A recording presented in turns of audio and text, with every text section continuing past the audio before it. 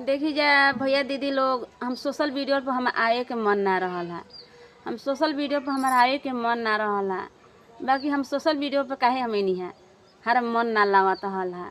हम अपन दिल के बात रहल को हर जगह पे कहतानी कि सोशल वीडियो हमरा किहे लिए आइल है, टेंशन लिया के लिए आइल है। सोशल वीडियो पर टेंशन रखत रही नु, एक चलते हम सोशल वीडियो पर हम आ गई नहीं है, ना तो हम सोशल वीडियो पर हम अती ना। हम माने कि गरीब के लड़की रही, गरीबे घर में शादी भइल बा। एगो तो माने कि कोई के सुख स्वार्थ ना जानी, कोई के माने कि दुलार प्रेम ना जाननी। तो बड़ा हम टेंशन कहते हैं कि कौना कैसे भगवान कलम से लिख देले बानी कि हाथना दुख सह के बानी।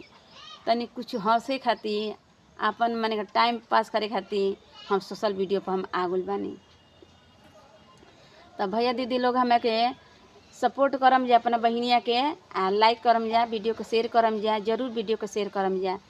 कैसन माने कि गरीब आदमी के रौरा सपोर्ट ना करम जा तो कैसन आदमी करम जा।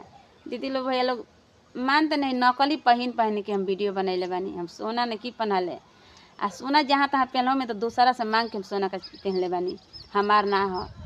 सोशल वीडियो पर हम देखी नु कि हम माने कि गरीबे बानी, हमें सपोर्ट करी जा भैया दीदी लोग।